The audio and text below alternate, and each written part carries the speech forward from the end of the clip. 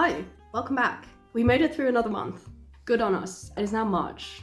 I figured I would take you through everything I read in February, everything I hauled in February, and what I'm reading right now. Let's just start right off with the obvious. I mean, you all know that I read this and that it was the first thing I read this month because I made a whole vlog about it. Believe it or not, I still want to talk about it. You've probably seen it everywhere at this point. It's making its rounds properly, at least the people I'm following, and I'm seeing it all over the place. As I should, because this book is fantastic. I think I've come to the conclusion that Greta is one of my favorite characters in books of all time.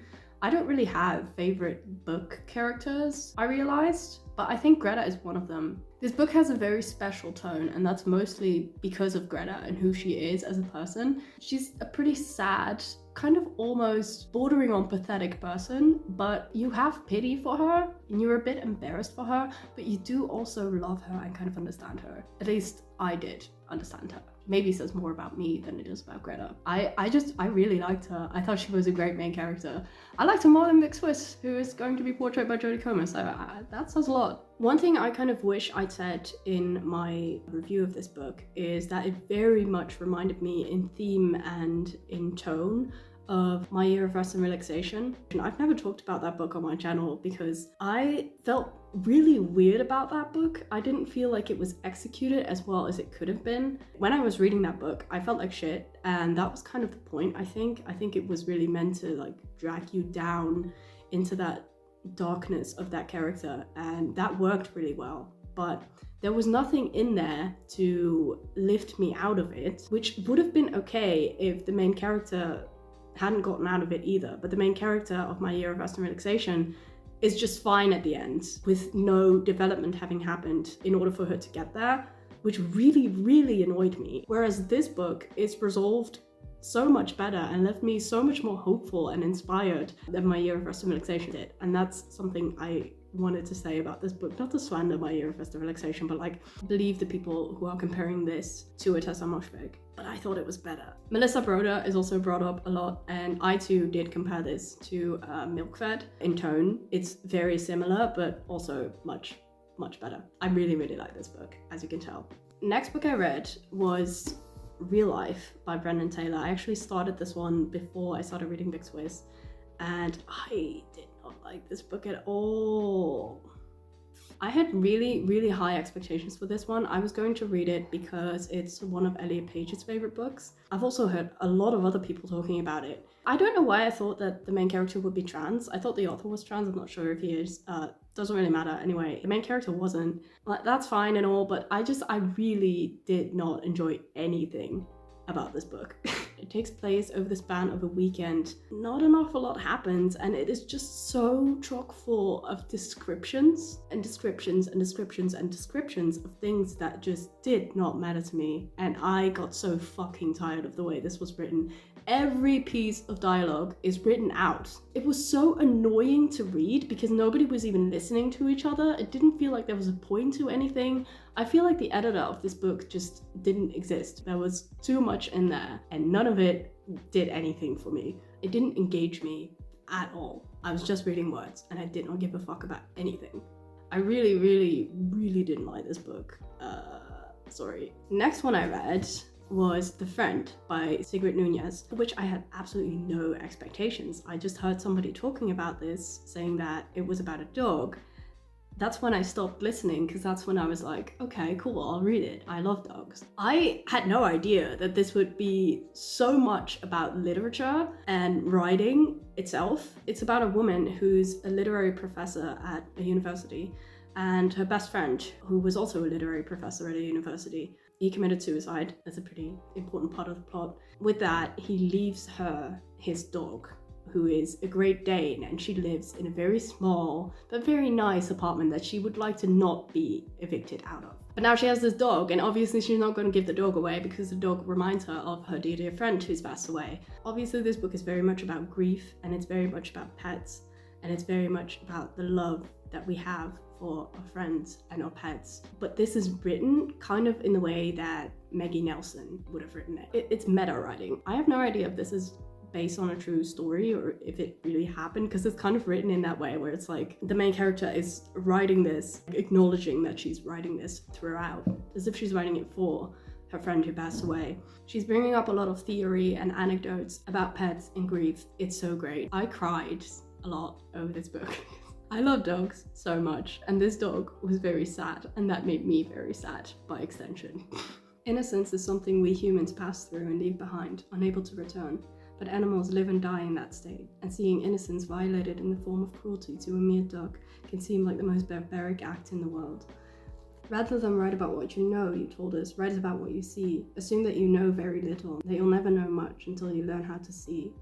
So it has a lot of like writing tips and fun facts about dogs and pets in general. This was so up my alley, probably going to be one of my favorites of the year. Ooh, the next book I read comes with a bit of a story, because this also actually kind of belongs in the book haul. I won a giveaway at a bookstore in my town. I got to pick something for 25 euros, and Dutch books are expensive as fuck. So I was like, I'm going to get this one Dutch book that I've heard everybody talking about, because I would never just buy it for myself. It's Helic Monster by Fleur Peretz, whom actually is coming to a talk in my town this week. I have no idea what the talk is about, but I really, really, really enjoyed this book. This is kind of like a memoir, I guess. It's a piece of autofiction. I'm pretty sure she calls it autofiction herself. It's about the author who, after the death of her wife, goes to America to make the road trip that Carol and Therese made in the movie, well, in the book and the movie Carol, which actually I have right here, except with the original title, The Price of Salt. I read this and I don't remember any of it, but yeah, she did. She made a lot of notes on this book, and she made the exact road trip that she did. That's kind of the point of this book. On the way, she meets a lot of other queer women, has some affairs with them, and has a lot of very interesting conversations about queer culture, queer women, but most importantly, queer history.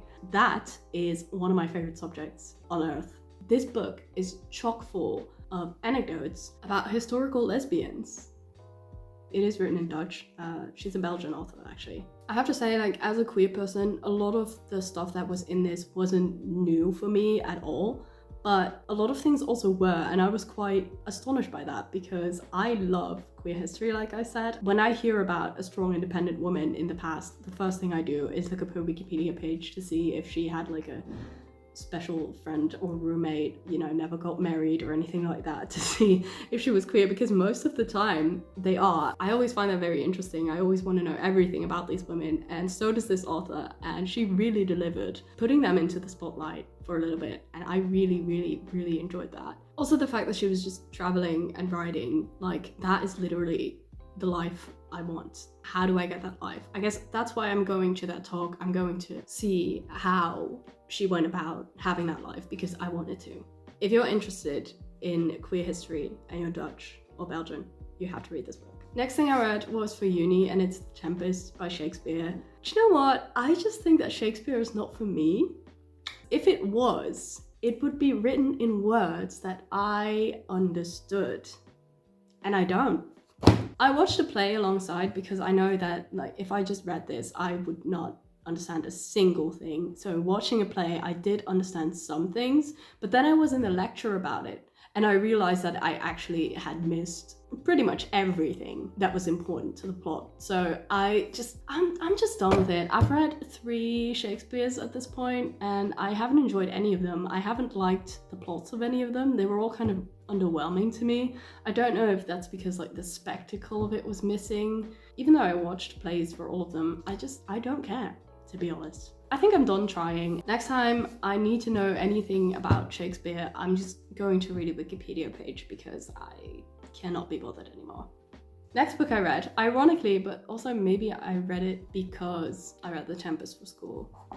It's Mrs. Caliban, because I was like, Caliban, that's one of the words I understood in The Tempest, because it was a name. This is a book about a woman who falls in love with a frogman. This was very kindly recommended to me by Alex. Yeah, like I said, it's about a woman who falls in love with a frogman. It's very short, but it packs a punch. It really does. It builds up this setting of like a suburban hellscape. It's just like very normal, but it feels like in a way it really reminded me of Don't Worry Darling, in the sense that, you know, when you think suburban hellscape, 70s, I don't know if this was in the 70s, I think it was published in the 80s, I'm not really sure, but that's what it really reminded me of, except instead of Harry Styles, there was a frogman.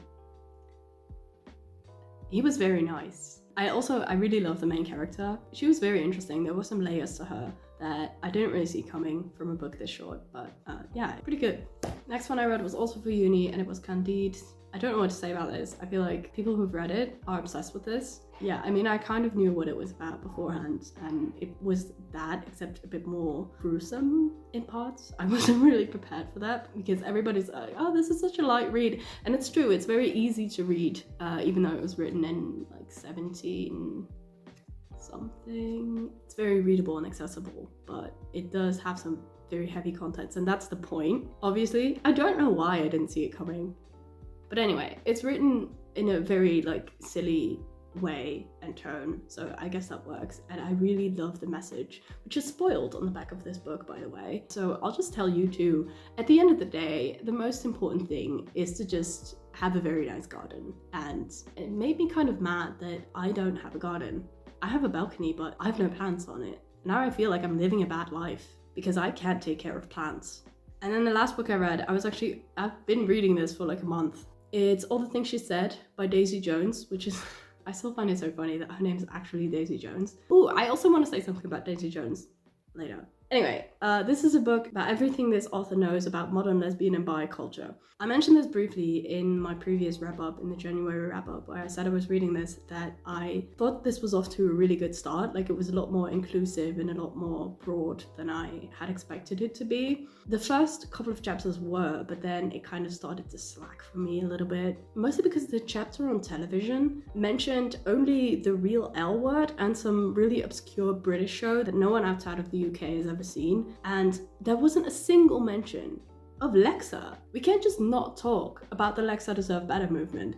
And I say movement because it was a movement. It actually did make a difference. All of the lesbians were being killed off before people got really mad over Lexa's death. And that's when lesbians stopped being killed systematically off of your television screens. That was a massive, massive shift. Lexa was literally a cultural reset. Also, there was more mention about TV and the bury your gays trope in the mental health chapter than there was in the TV chapter, which was really confusing to me. It felt really irrelevant to that part of it. She called Villanelle a depraved bisexual, and first of all, Villanelle's a lesbian. I will die on that hill. You can fight me, it's fine. She's not depraved. And what also annoyed me about that was that she started talking about In the Dream House by Carmen Maria Machado in that chapter, and she was talking about how harming it is to only see lesbians represented as villains and such.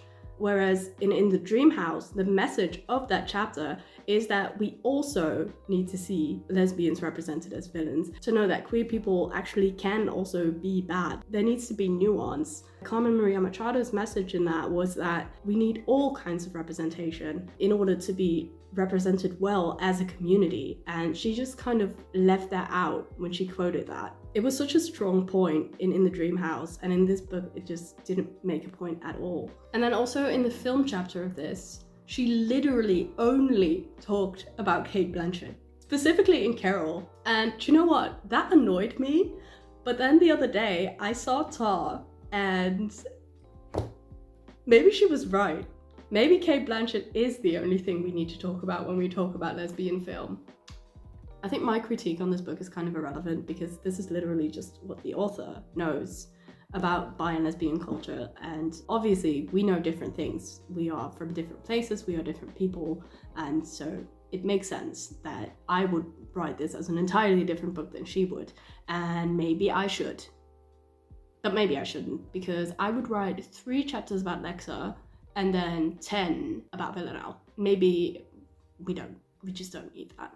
I'll also dedicate a chapter to Jenny, just to appease her. Then onto my little book haul. Like I mentioned, I want to give away. That one book wasn't my entire prize. I had like €2 left to spend, so I had to buy a whole other book. Of course, no other option. I bought Lot by Brian Washington. This is a collection of short stories, as far as I know. I want to read more short stories. Then I found this in a free little library. The Woman Destroyed by Simone de Beauvoir. Like, who left it there? Was it a mistake? I think this is my best free little library find ever. I'm quite excited about this. It's gotten a bit wet in my backpack when I took it home. Other than that, it looks fine. It hasn't even been annotated. I can't believe people don't annotate books like this. Maybe I won't either. Maybe I won't like it. I don't know anything about that book, but I will soon. Then also, it was my birthday last Monday. I got some books for my birthday. I got this one, Crying in H Mart. I have been wanting to read this ever since I knew it existed. However, I never bought it because I kind of hate this cover. I really wanted the red cover with the noodles on it. I don't think they even sell it here. So in the end, I just made peace with the fact that if I would ever get this, I would get this version. It's okay. Very excited to read it. And the other book I got was Hamnet by Maggie O'Farrell. Yeah, I will probably have to Wikipedia Hamlet for that in order to kind of know what the deal is, right? But from what I've heard, you don't need to know anything about Shakespeare. I'm kind of hoping that Shakespeare is shit-talked in this book a fair bit because I want to be in on that.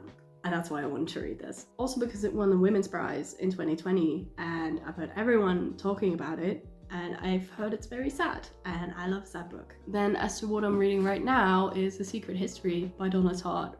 I have to say, I really liked the first 180 pages or so when I thought that what I was reading was just what the vibe was going to be for the rest of the book. But then suddenly there was this info dump of all these way more interesting things that had been going on during these pages that this character had absolutely no idea of. I'm like, why am I just finding out about that?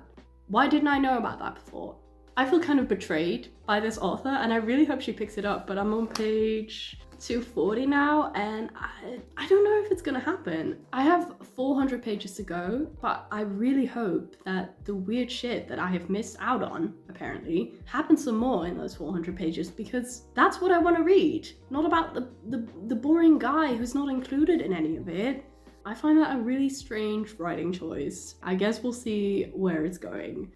Oh yeah, what I wanted to say, yesterday I watched the first 3 episodes of Daisy Jones and the Six, not this Daisy Jones. To be honest, I read the book like when it came out. Now I do have a small copy, so I don't think it was straight after it came out, but it was years ago and I don't remember much of it. So I went into the show kind of blind. I don't know, I feel like those first 3 episodes didn't really reel me in as much as they were supposed to. I feel like they were way too much about Billy, whom I could literally not care less about. Daisy, I feel like Riley Keough is the perfect fit. I think they cast her brilliantly, but they haven't given Daisy any interesting things to do yet. And it's been 3 episodes, so I find that kind of strange. From what I remember, the book was all about how charismatic and ethereal and cool and wonderful she was, and I'm not really getting that vibe from the show yet. However, I listened to the album last night, the actual album that they made for the show, and I have to say, that is the best fake album I have heard in my entire life.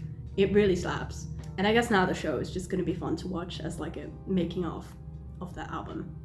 So that's fun. The music department definitely deserves an Emmy for that. I don't really care for the rest of the show at this point, but the music department really is doing that part.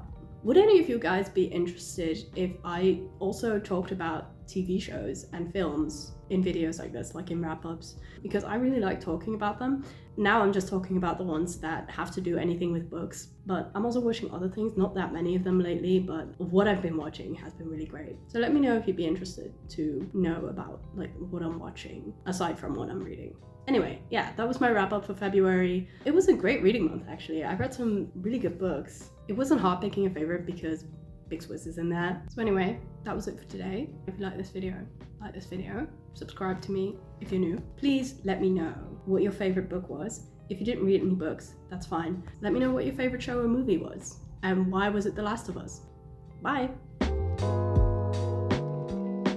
Oh, and don't forget to read So Much Blues. You know where to find the link at this point.